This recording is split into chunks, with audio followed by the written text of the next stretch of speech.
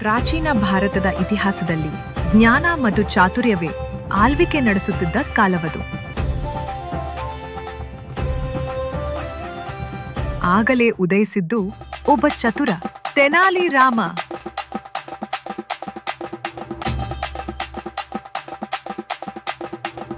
ಶ್ರೀಕೃಷ್ಣದೇವರಾಯರ ಆಸ್ಥಾನದ ವಿಕಟಕವಿ, ಮಹಾನ್ ಬುದ್ಧಿವಂತ ಮತ್ತು ನಮ್ಮೆಲ್ಲರ ಅಚ್ಚುಮೆಚ್ಚಿನ ಹಾಸ್ಯಗಾರ.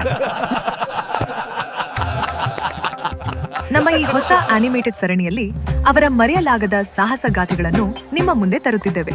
ತೆನಾಲಿ ರಾಮನ ಕಥೆಗಳು ಕೇವಲ ಮನರಂಜನೆಯಲ್ಲ, ಅವು ನಮಗೆ ತರ್ಕ, ಧೈರ್ಯ, ಸೃಜನಶೀಲತೆ ಮತ್ತು ಸತ್ಯವನ್ನು ಹೇಳುವ ಶಕ್ತಿಯನ್ನು ಕಲಿಸುತ್ತವೆ.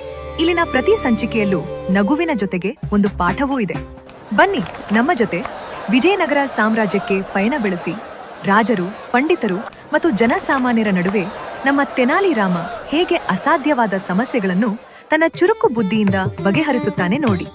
ನಿಮಗೆ ನಮ್ಮ ಭಾರತೀಯ ಕಥೆಗಳು, ಹಾಸ್ಯ ಮತ್ತು ಜ್ಞಾನ ಇಷ್ಟವಾಗುವುದಾದ್ರೆ ತಪ್ಪದೆ ನಮ್ಮ ಚಾನೆಲ್ಗೆ ಸಬ್ಸ್ಕ್ರೈಬ್ ಆಗಿ.